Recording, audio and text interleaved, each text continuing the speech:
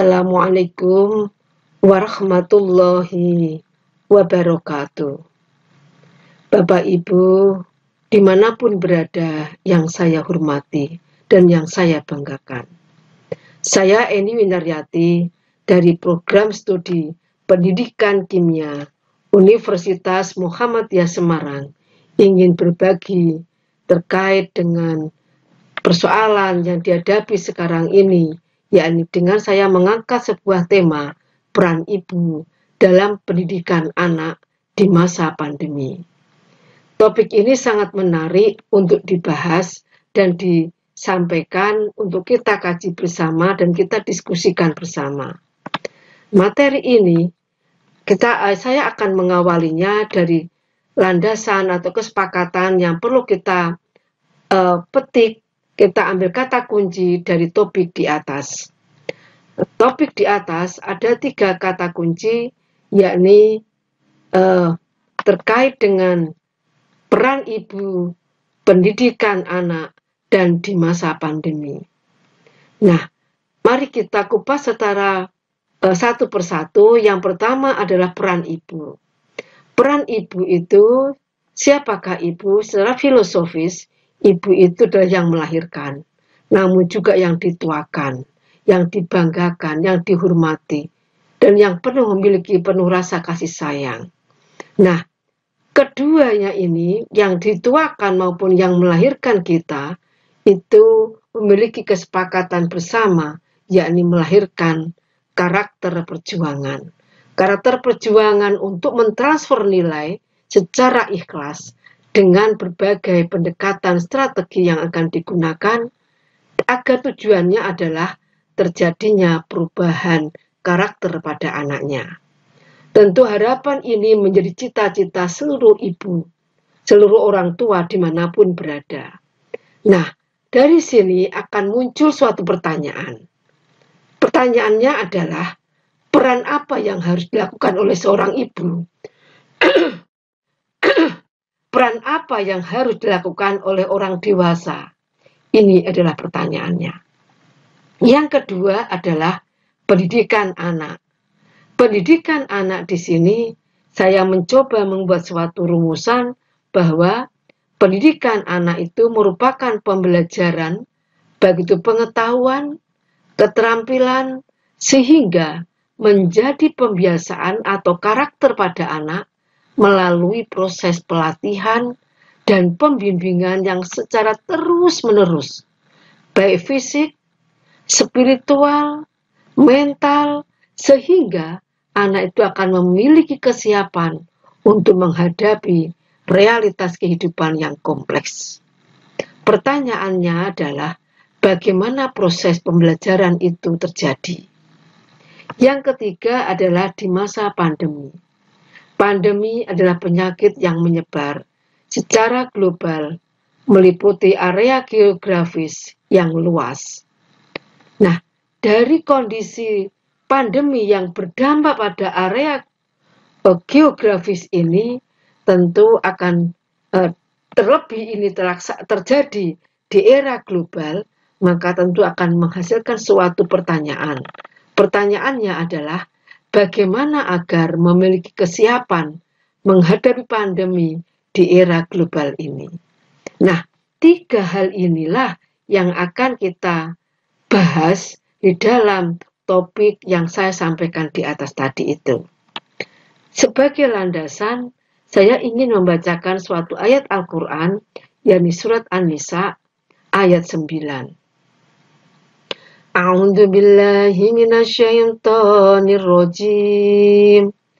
Wal yakhsal ladzina law taraku min khalfihim dzurriyyatan dhi'afan khafu 'alaihim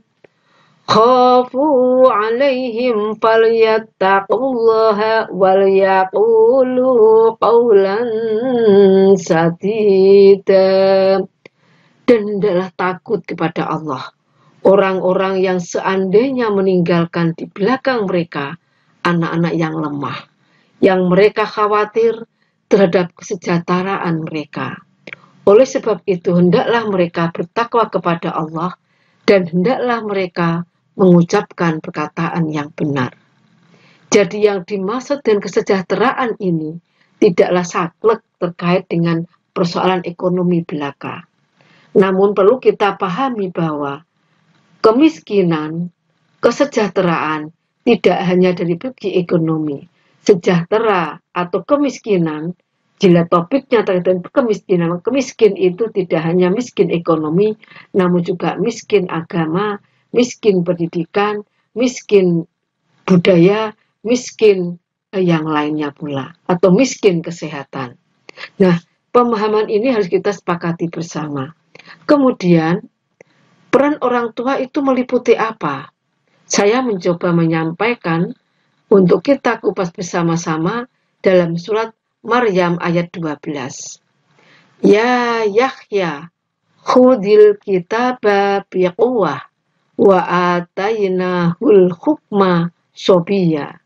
Hai Yahya, ambillah Alkitab itu dengan sungguh-sungguh, dan kami berikan kepadanya hikmah selagi ia masih kanak-kanak.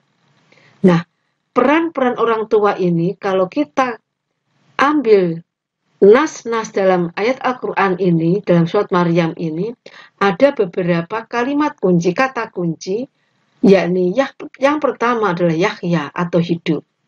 Yang kedua adalah Alkitab atau belajar. Yang ketiga biquwah atau sungguh-sungguh. Yang ketiga adalah hikmah. Dan yang kelima adalah kanak-kanak. Nah, yang dimaksud Yahya atau hidup itu tidak hanya sekedar kita itu hidup, berkembang, tumbuh dan berkembang biasa saja. Kalau tumbuh tentu dari bayi, balita, anak-anak, kemudian remaja, dewasa, orang tua, dan akhirnya tiada. Nah, ketika dia masih orang tua seperti ini dan masih bisa bergerak, ini pun juga disebut hidup. Namun yang lebih urgen terkait dengan hidup itu adalah adanya sesuatu kehidupan yang membuat kita itu merasa hidup di dalam kehidupan ini. Yakni apa? Kita selalu ada potensi, ada suatu gerakan yang sangat dinamis dalam kehidupan kita. Progresif, memiliki daya juang, dan inisiatif. Inilah yang sesungguhnya disebut dengan hidup itu. Sehingga dari hidup ini, kemudian dia akan memiliki suatu kemampuan untuk membaca kitab, senang belajar, senang mengkaji. Nah, yang berikutnya adalah Alkitab. Nah, Alkitab di sini dalam bayangan umumnya tentu adalah suatu lembaran-lembaran buku atau kitab. Nah, sehingga ketika kita membuka buku yang muncul dalam benak kita adalah membaca. Sehingga dari situlah akan memunculkan literasi membaca. Membaca itu tidak hanya sekedar tekstual saja, teks-teksnya saja. Namun yang juga harus kita pahami bahwa membaca itu juga kontekstual. Fenomena yang terjadi, realita yang muncul, gambaran yang kita dapatkan di alam maya ini, situasi yang kita dapatkan di sekitar kita inilah, itu disebut dengan kontekstual. Baik itu tekstual maupun kontekstual, duanya ini adalah disebut dengan membaca. Nah, sehingga dihasilkanlah sekarang dalam perkembangannya adalah literasi membaca. Apa itu literasi? Literasi adalah melek. Melek itu adalah melek memiliki seperangkat kemampuan dan keterampilan individu dalam membaca, menulis, berbicara, menghitung, memecahkan masalah. Literasi-literasi ini tujuannya adalah agar memiliki keahlian tertentu yang diperlukan dalam kehidupan sehari-hari. Nah, apa saja sesungguhnya yang masuk dalam kategori literasi? Literasi di sini ada literasi membaca, literasi menulis, literasi kesehatan atau melek terhadap kesehatan, literasi digital, literasi data, literasi komunikasi, literasi budaya, literasi teknologi, literasi informasi, politik, ekonomi, dan lain-lainnya.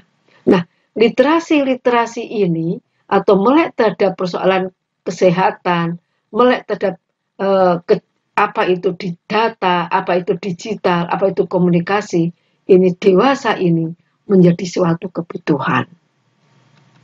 Nah, yang ketiga adalah sungguh-sungguh. Sungguh-sungguh ini apa? Sungguh-sungguh adalah sesuatu semangat, kesungguhan hati untuk menunjukkan sesuatu yang lebih baik. Atau sungguh-sungguh di dalam kamus bahasa Indonesia, sungguh-sungguh dan tekun, tidak main-main, segenap hati, benar-benar. Inilah disebut dengan sungguh-sungguh. Nah, sehingga sungguh-sungguh ini akan berdampak pada karakter loyal, kompetensi, dan komitmen. Nah, ketiganya ini saling bersinergi memberi penguatan pada seseorang. Nah, sesungguhnya dalam ayat Al-Quran tertuang dalam surat Al-Insyirah ayat 7, fa'idha faroghta fansob. Maka apabila engkau telah selesai dari suatu urusan, tetaplah bekerja keras untuk urusan yang lain.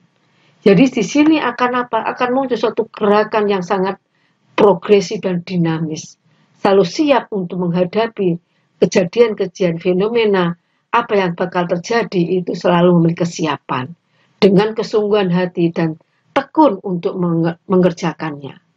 Nah, ayat di atas menunjukkan bahwa makna penting dalam kehidupan manusia itu produktif, padat amal, sibuk dengan karya, tidak ada waktu luang tanpa amal dan ibadah. Sehingga setiap detik dan waktu yang dilalui oleh setiap muslim itu harus menjadi cerita yang bernilai ibadah dan dakwah. Jadi konteks manusia di dunia ini tentu adalah mengabdi kepada Allah, beribadah kepada Allah. Itu adalah tugas kewajiban utama dalam kita hidup, sehingga dalam realita apa yang akan kita lakukan pun selalu mengarah ke sana. Yang berikutnya adalah hikmah. Hikmah di sini adalah memberikan kemanfaatan pada sekitarnya, pada lingkungannya. Sehingga ketika orang itu ada satu yang memberikan kenikmatan, hikmah di sini tentu akan bersuatu karakter, yakni karakter muzaki. Karakter muzaki adalah karakter berbagi, karakter memberi. Nah, karakter memberi ini tentu akan diberi oleh Allah kenikmatan yang luar biasa, yakni kemudahan ketika menuju ke surganya. Nah, karakter sebaliknya, yakni kikir, pelit, maka Allah akan memberikan kemudahan baginya, yakni apa? Kemudahan kesukaran. Jadi kalau ini tertuang dalam surat Al-Lail ayat 1 sampai dengan 5 sampai 7 tentang orang yang gemar berbagi atau memberi. Yang pertama adalah dalam ayat yang kelima, fa'amma man a'ta wattaqa wa saddaqa bil husna fasanuyassiruhu lil yusra. Maka barang siapa memberikan hartanya di jalan Allah dan bertakwa dan membenarkan adanya hal yang terbaik surga, maka akan kami Allah mudahkan baginya jalan menuju kemudahan kebahagiaan, yakni surga dan kenikmatan di surga. Lalu ayat yang berikutnya, yakni ayat 8 sampai dengan 10, fa'amma man bakhila wastaghna fakadzdzaba bil husna fasanuyassiruhu lil usra. Dan adapun orang yang kikir dan merasa dirinya cukup, tidak perlu pertolongan Allah, serta mendustakan pahala yang terbaik, maka akan kami Allah akan mudahkan baginya jalan menuju kesukaran. Jadi dua karakter yang berbeda, ayat 5 sampai 7 adalah karakter muzaki, ayat 8 sampai 10 yang ini ketika orang menerapkan ayat yang muzaki ini, karakter muzaki ini, maka Allah menempatkan di surga Jannatul Na'im. Karena memang surga itu dalam konteksnya, kalau kita membaca ayat-ayat Al-Quran itu adalah karakter muzaki ini. dalam konteks apa saja, yang namanya memberi konteks apa saja, mesti adalah hal yang sangat baik. Nah, kemudian orang kikir itu Allah akan menempatkannya dalam kesungkaran dan kesengsaraan. Nah, yang berikutnya adalah kanak-kanak. Kanak-kanak itu dalam pertumbuhan dan dalam bayi, ketika masih dalam kandungan, itu dari embrio 8 bulan, kemudian 12 bulan sampai 40 bulan, yang kemudian ketika dilahirkan di dunia, maka muncullah yang disebut dengan anak lahir atau bayi lahir. Dari ketika janin 0 tahun sampai anak umur 6 sampai 8 tahun, inilah yang disebut dengan golden age. Nah, terkait dengan golden age ini akan kita bahas tersendiri dalam subtopik dari tema yang kita angkat kali ini, yakni peran ibu dalam pendidikan anak di masa pandemi. Jadi 5 karakter ini, ya, baik itu karakter Yahya atau hidup, Alkitab atau belajar, bikuah sungguh-sungguh, hikmah, dan kanak-kanak. Nah, demikian yang bisa saya sampaikan. Mudah-mudahan ada manfaatnya. Assalamualaikum warahmatullahi wabarakatuh.